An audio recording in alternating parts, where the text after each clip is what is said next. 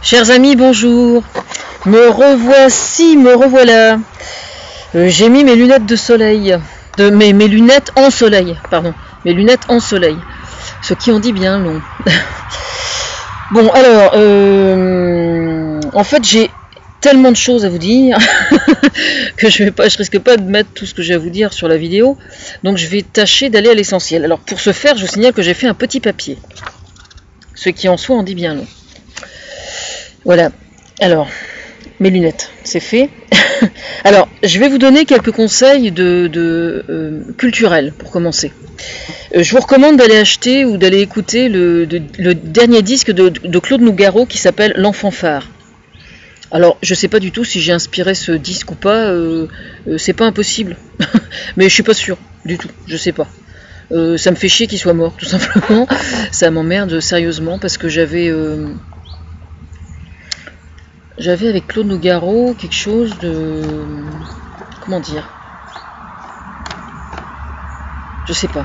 Quelque chose qui me touchait vraiment de façon extrêmement profonde. Je pense que c'est une des raisons, c'est que en tant qu'auteur, Nougaro, c'est quelqu'un qui avait une relation à la prosodie qui doit avoir déclenché la relation que j'en ai moi. Très probablement. C'est quelqu'un qui jouait énormément avec les noms, comme Bobby Lapointe, quoi, d'ailleurs. Je revois sur le portail de Thomas. Voilà. Donc, L'Enfant Phare, il faut vraiment aller voir ça parce que tout est excellent, comme d'habitude, chez Nougaro. Mais L'Enfant Phare, particulièrement, est extrêmement interpellant. Quand on voit ce qui se passe au sujet des migrants en Méditerranée, etc. J'ai coutume de dire que chaque être humain est un peu un trésor dont on aurait perdu la clé, et je le pense très sincèrement. C'est-à-dire qu'à chaque fois, moi, que je vois quelqu'un quand je croise quelqu'un de façon générale, je décrypte certaines choses que d'autres ne décryptent pas. Je vois plein de choses dans son histoire, dans ce qu'il a vécu, etc. J'ai pas les détails, évidemment, mais et à chaque fois, je me dis, mais s'il était né ailleurs, dans un milieu différent, avec des instituteurs différents, peut-être, ou des parents différents, son histoire aurait été complètement différente, quoi. Et c'est vrai qu'on est quand même façonné beaucoup enfin surtout malheureusement, je dirais, par le milieu dans lequel on est, le milieu socio-culturel. Et ça m'arrivait de faire la réflexion au sujet de DSK, notamment parce que en dehors de ce qu'il a pu commettre, mais je sais plus, il se trouvait quelqu'un au début où il a été accusé, il se trouvait quelques personnes pour prendre sa défense, etc. Et j'avais expliqué, j'aurais dit, mais attendez, vous prenez ce mec-là et vous, s'il était né à la Courneuve ou dans une banlieue et qui ramasse les feuilles, est-ce que vous croyez qu'il se serait permis d'avoir une telle attitude vis-à-vis de cette femme aux États-Unis à l'hôtel, quoi? Faut arrêter quand même, c'est ça le problème, c'est que le fait de devenir riche provoque une forme d'impunité qui est quand même assez incroyable. Bon, enfin, c'est un exemple, voilà. Bon, ensuite, en ce qui me concerne, attendez, je laisse passer la voiture. En ce qui me concerne, moi, depuis 5 ans que je suis revenue vers Thomas Fersen, j'avais un problème extrêmement grave qui était relatif à mon activité artistique à moi. C'est-à-dire, j'entends par là artistique sur le plan pictural. Parce qu'il faut savoir qu'une des raisons principales pour laquelle j'ai fait cette terrible dépression il y a 10 ans résidait dans le fait que j'étais une artiste au fond de moi-même et que l'homme auquel j'étais mariée, c'était quelque chose à laquelle il n'entendait rien et qu'il ne comprenait absolument pas. Donc lui, il m'a dit à plusieurs... Alors j'ai été artisan d'art, j'ai été peintre sur soie il y a 30 ans, et c'était un échec dont je m'étais pas bien remis. D'ailleurs, j'avais écrit à Jean-Pierre Coff, il y a une dizaine d'années, j'avais écrit à Jean-Pierre Coff parce qu'il avait fait une réflexion à Vivement Dimanche sur le sujet, et... attendez, je laisse passer la voiture. Il avait fait une réflexion sur le sujet, et il avait dit, les jeunes, allez-y, si vous aimez ça, ils embauchent, etc., etc. Et donc moi j'avais écrit à Jean-Pierre Coff, c'est quelqu'un que j'estimais énormément, et je disais, enfin vous déconnez complètement, parce que vous savez très bien que quelqu'un qui va faire une école d'art, il a aucune chance de trouver un travail, statistiquement, quoi. Bon, maintenant la situation des métiers d'art aujourd'hui a évolué grâce à moi, je pense, j'espère, parce que j'ai pas fait grand chose sur le sujet, parce que je peux pas être partout tout simplement, mais je sais qu'il y a notamment une exposition au Grand Palais, donc je vous recommande tout particulièrement. Voilà, mais je vais en reparler quand je vais trouver le temps. Mais il se trouve donc que Thomas Fersen, par le travail thérapeutique que j'ai fait en lui écrivant, a donc été le premier à se réjouir du fait de me voir effectivement renaître par rapport à ça, par rapport à ma démarche artistique.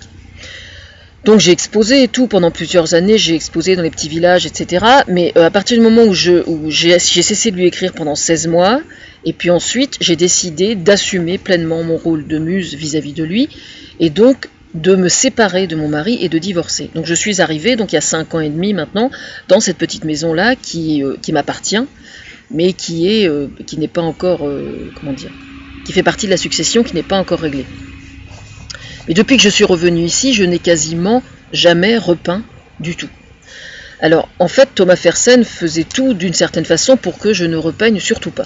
Alors, je tiens à préciser qu'il ne faut pas l'incriminer lui, parce que la raison pour laquelle il ne le faisait pas résidait dans le fait que les causes que nous défendons, lui et moi,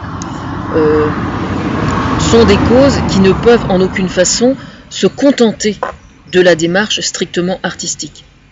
Voilà quel est le problème. C'est-à-dire que moi, au plus profond de moi, dans ma façon de fonctionner, je suis une artiste, je l'ai toujours été. Et j'ai souffert énormément pendant 30 ans de vivre avec un homme qui me castrait d'une certaine façon, puisqu'il n'éprouvait que du mépris pour ce que je faisais, il n'y comprenait rien, donc à partir du moment où il ne comprenait rien, il estimait que j'avais aucun talent. Bon, le problème c'est qu'avec les valises que j'avais à traîner en plus, ça faisait trop, quoi. Donc évidemment, quand j'ai pété les plombs, ça a pris des formes extrêmement graves. Bon. Ça doit faire réfléchir d'ailleurs par rapport à des enfants qui ont vraiment une âme d'artiste. Le fait de s'interdire, en général c'est pour des raisons familiales, sociales, culturelles. Quand on vient d'un milieu où une femme qui écrit ou une femme qui peint, c'est mal reçu, c'est pas accepté. Si jamais vous persistez à lui interdire, vous préparez à avoir de très très graves emmerdements, vraiment, hein, notamment vis-à-vis des enfants qui vous demanderont des comptes après. Voilà, ça roule ce matin. Bon. Et donc moi, il a lui assisté donc à cette renaissance, et puis petit à petit, bon, je reconnais que d'une certaine façon, m'aider à prendre conscience que j'étais militante et politique en dehors de mes pinceaux, au-delà de mes pinceaux, c'était quelque chose de souhaitable dans un premier temps.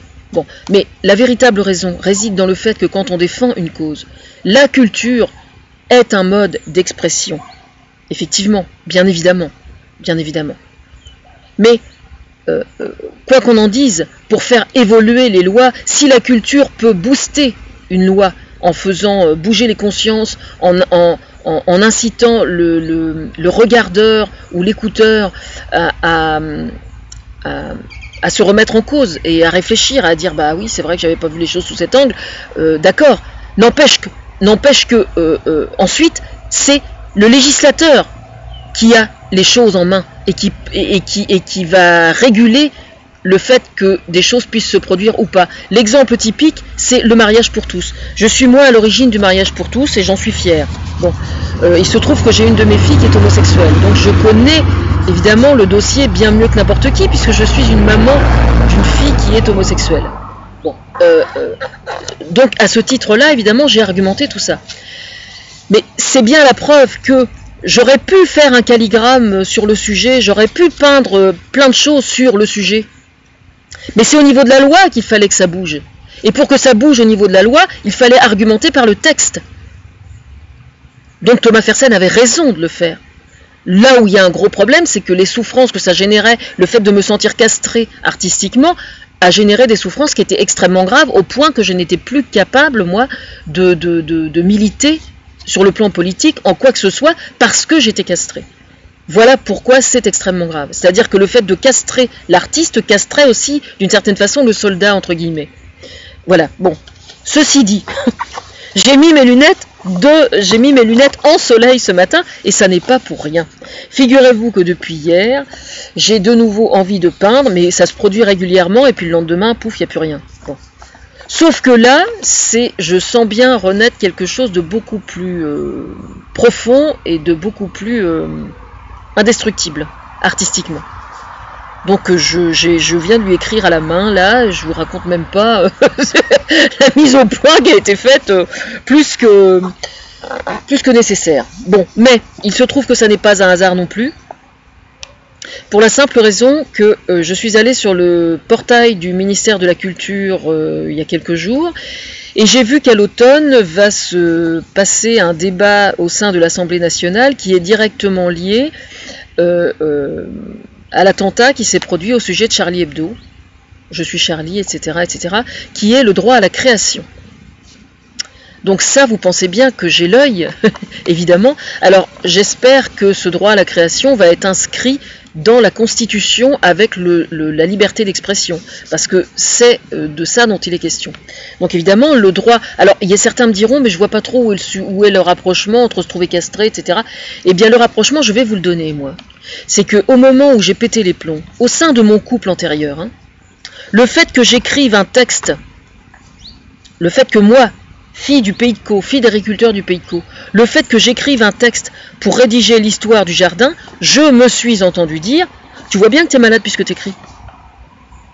Ne riez pas, je vous prie, c'est beaucoup plus courant qu'on ne croit. C'est-à-dire qu'aujourd'hui, en 2015, il y a énormément de femmes qui aimeraient écrire et qui s'en privent, tout simplement parce que si jamais elles écrivent au lieu de passer l'aspirateur, au lieu de passer le balai, au lieu d'aller gagner sa croûte, au lieu d'aller bosser, etc., eh bien on la regarde de travers parce qu'on considère que la démarche artistique chez la femme,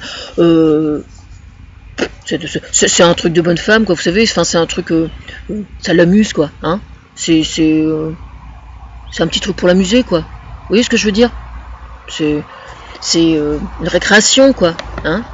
Moi, je me suis entendu dire, par exemple, quand j'exposais dans mon canton, quoi, hein, les petits villages qui font des expositions amateurs qui ont leur mérite, hein, qui ont leur raison d'être, hein, pour information, je me suis entendu dire, mais enfin, tu vois pas qu'ils se foutent de ta gueule, en fait, tu loues les panneaux et puis eux, ils ramassent, quoi.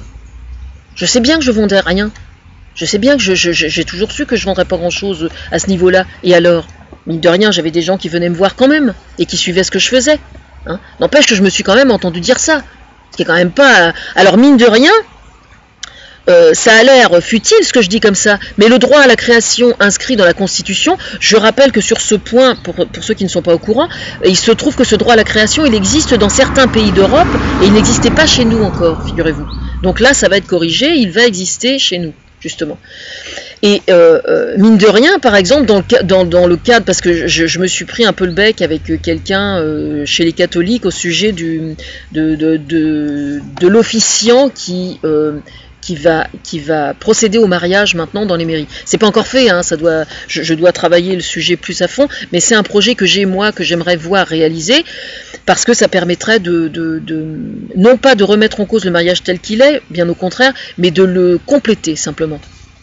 Voilà, c'est uniquement ça.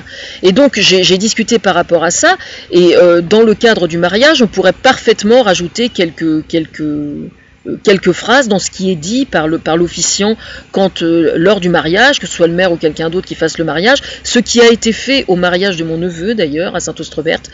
Moi j'ai remarqué, parce que je sais ce qui est dit le jour du mariage quand on se marie, et il y a quelques phrases qui ont été rajoutées du style chacun doit veiller à l'épanouissement personnel de l'autre, chose qui n'était absolument pas dit le jour du mariage. Oui, je sais, il y a des gens qui peuvent trouver ça complètement futile, mais je pense que ça n'est pas si futile que ça, justement. Justement. Parce que dans un couple, quand le torchon brûle, entre guillemets, remettre entre quatre yeux ce qui a été dit le jour du mariage, de temps en temps, ça ne peut pas faire de mal, je pense. Et d'ailleurs, c'est un bon moyen aussi de se poser la question de savoir si, quand on est en couple avec quelqu'un, le fait de ne pas s'engager, quelquefois, pas toujours, mais quelquefois, a une signification qu'on ne soupçonne pas, qui est de l'ordre du non-dit. Donc ça peut éventuellement être ce type de chose qui est derrière, justement, et qui est non-dit. Voilà. Bon, tout ça pour dire que... donc j'ai mis mes lunettes en soleil et j'ai repris mes pinceaux hier, et je ne vous en dis pas plus pour l'instant. J'envoie les travaux intermédiaires à Thomas depuis hier soir. Je pense qu'il voit très bien de quoi il s'agit. Enfin oui, là en fait ce que j'ai fait tout à l'heure, c'est que je lui ai écrit à la main, comme je fais d'habitude, donc j'ai scanné, je lui ai envoyé, et donc il a écrit à la main et scanné. C'est ce que je fais quand j'ai besoin de lui foutre les points sur les i et les barres sur les t. Voilà. Alors, j'ai 2 mots à dire au sujet du droit d'expression aussi. Parce que justement, le droit d'expression et le droit de création, ce sont effectivement des droits fondamentaux relatifs à la dignité humaine aussi.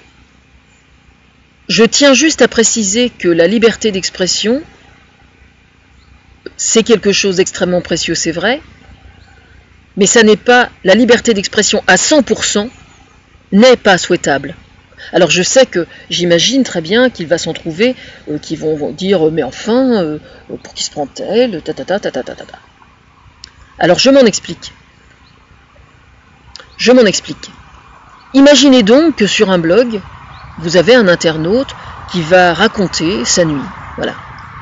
Pendant la nuit, il a violé, il a assassiné des femmes, il a violé une petite fille, tiens, au hasard. Il a violé une petite fille et puis il raconte. Voilà. Est-ce qu'on le laisse continuer ou est-ce qu'on s'occupe de son cas sérieusement? On est en droit de se poser la question, d'accord? Est-ce que le fait de se poser des questions relativement au récit qu'il vient de donner, dont il a le culot d'expliquer que c'est un véritable récit et que ça n'est pas un truc romancé, est-ce qu'on est en droit est-ce qu'au nom de la liberté d'expression, on va le laisser continuer ou est-ce qu'on va l'arrêter? Voilà. Je suis dans un cas extrême, bien évidemment. Mais ce que je suis en train d'expliquer, c'est que la liberté de création et la liberté d'expression ne signifient pas qu'on a le droit de se permettre tout et n'importe quoi. Voilà, tout simplement. Il faut éviter la censure le plus possible, c'est vrai, mais quelquefois on n'a pas le choix. Quand on a affaire à un humoriste, par exemple, qui fait monter un révisionniste sur scène, je suis à l'origine de la façon dont ça a été géré, et j'en suis fier et je le revendique. Si ce connard n'avait pas éprouvé le besoin de faire monter un révisionniste sur scène, il se serait pas foutu dans la merde. Voilà.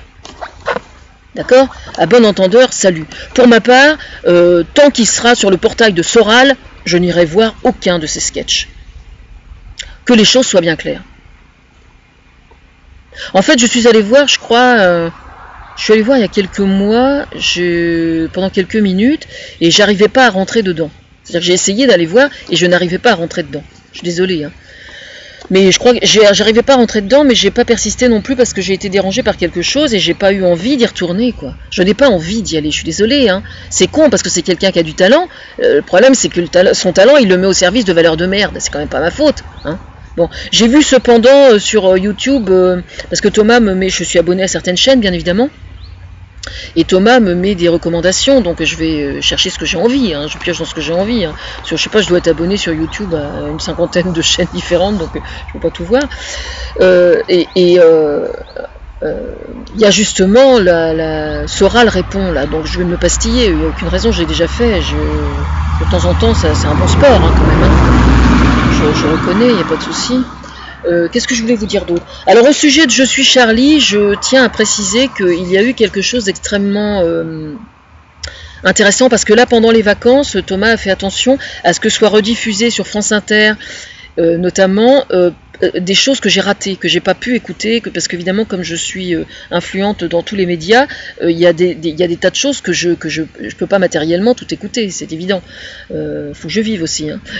Et donc cet été, ils ont, même avec Laurent Ruquier, on n'est pas couché et tout, je vous recommande d'aller revoir toutes les rediffusions de cet été, parce que justement ils ont rediffusé plein de choses que j'ai ratées et des choses qui sont relatives à des combats qui me sont extrêmement chers et donc qui ont des répercussions sur le plan politique généralement. Donc c'est pour ça que c'est extrêmement important d'aller revoir toutes ces émissions-là. Je vous le recommande chaleureusement. Moi, j'ai pas pu tout revoir, même en rediffusion, parce que là, j'ai plus de télé pour information, mais je vais l'avoir je l'ai sur Internet, mais j'ai un problème de débit, donc je peux rien voir en live.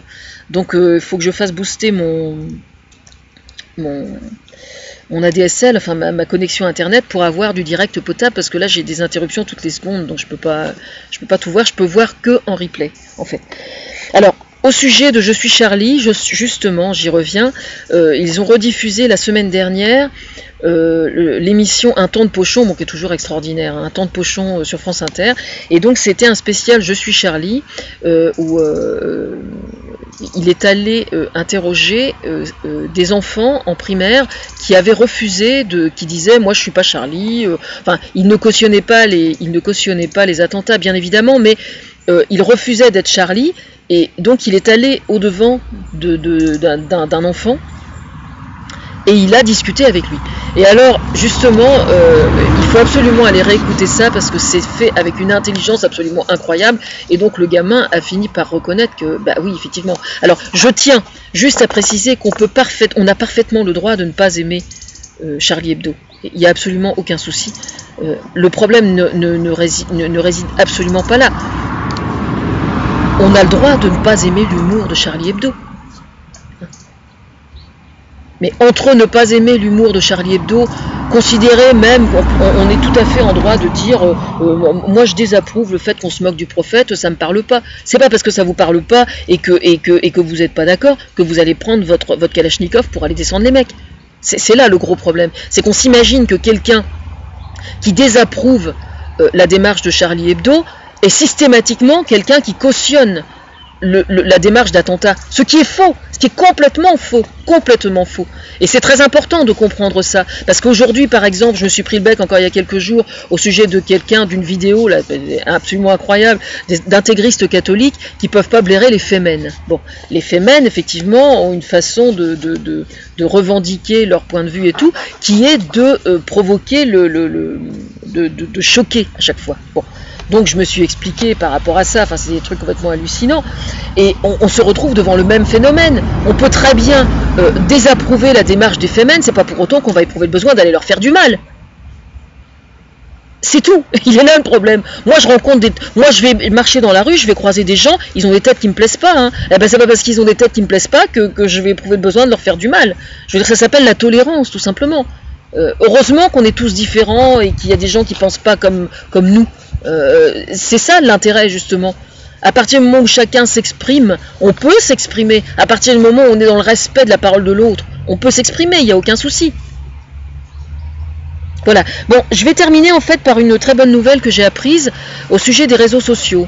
On reprochait aux réseaux sociaux d'être un peu trop complaisants par rapport à certains mouvements intégristes ou terroristes à l'international ou sur le sol français. Et donc, j'ai pas été la dernière à les dénoncer. Ça fait pas mal de temps déjà. Eux s'inspirent de moi pour plein de choses que j'ai dites depuis plusieurs années déjà, tous sans exception. Alors c'est vrai que parmi tous les réseaux sociaux, j'avais un petit souci avec Twitter. Ça n'est absolument pas lié à eux, à leur politique ou quoi que ce soit, mais c'est juste que 140 caractères, étant donné que je suis bavarde. Vous voyez, là on est déjà à 22 minutes et évidemment, ça fait longtemps que je vous ai parlé, donc j'ai des excuses. Mais c'est parce que 140 caractères, pour moi, c'est trop court. Voilà. Donc c'est uniquement pour ça. Bon, la bonne nouvelle, par contre, c'est que ça a été les premiers à collaborer avec le gouvernement français pour dénoncer quand certains usagers de leur réseau social débordent et ont une attitude pour le moins suspecte. Donc moi, j'attends maintenant que les autres suivent. Notamment Facebook, avec lequel je travaille beaucoup plus, moi, parce que je trouve que c'est tout simplement beaucoup plus pratique et beaucoup plus fonctionnel. J'ai un petit souci avec Trumble, parce que quand je partage un article sur mon site internet, quand je partage un article où il y a plusieurs vidéos, je ne peux pas partager, parce que souvent je rédige et je rajoute des vidéos au sein de mon article, sur mon site internet. Et dès l'instant qu'il y a plus de 2 vidéos, je ne peux pas partager sur Trumble. Donc j'aimerais bien que Trumble fasse le nécessaire pour que je puisse partager les vidéos normalement. Voilà. Bon, ben moi, de toute façon, évidemment, le risque aujourd'hui, maintenant que j'ai retrouvé le chemin de mes pinceaux, c'est ce que j'expliquais à Thomas par écrit, ce qu'il craint un petit peu, et ce que certains craignent peut-être un peu, c'est que j'ai tendance à m'aiguiller trop côté pinceau et pas assez côté écrit. Alors, c'est une inquiétude qui est injustifiée, pour la simple raison que si j'ai besoin de retrouver ce que je suis vraiment au plus profond de moi en tant qu'artiste, ça ne me rend que plus efficace côté écriture, justement. Donc c'est une inquiétude qui est injustifiée. Alors pour savoir si je travaillerai un jour au ministère de la Culture, je n'en sais rien, honnêtement, je n'en sais absolument rien. Ça dépend ce qu'on me proposera. Je pense que Thomas est plus à même que moi de décider. Je sais pas, honnêtement je peux pas vous dire, j'en sais absolument rien. De toute façon, moi je réagis, je pense qu'il est plus souhaitable que je travaille sur internet, sur mon site internet, et parallèlement j'écris des livres. C'est-à-dire que sur les différents thèmes sur lesquels je travaille, il y a certains thèmes où je travaille, où j'ai rédigé pas mal d'articles. Ce que je fais en fait, c'est que je compile tous les articles et je reviens dessus. C'est-à-dire que je relis l'article et pour voir si ma position a changé ou pas. Voilà. Il y a quelqu'un dernièrement qui m'a reproché politiquement de fonctionner, enfin de pédaler un peu dans le vide parce que je n'étais jamais confrontée au point de vue des autres. Ce qui est parfaitement vrai, sauf que moi je ne demande pas mieux que la communication, mais il se trouve que quand je demande à communiquer avec les autres, en fait, les autres en question me font savoir très clairement que c'est mon point de vue qui a le plus d'importance et qui alimente leur raisonnement à eux. Donc en fait, c'est parce qu'ils se fient à ce que je dis moi, parce que je vois des choses qu'eux ne voient pas.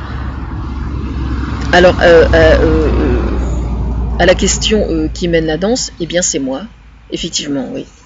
Maintenant, je discute, moi, sincèrement. Je passe énormément de temps à répondre sous les vidéos, par exemple. Dès que j'ai quelqu'un sous une vidéo, par exemple, qui me contre et qui argumente, et qui est non insultant, bien évidemment.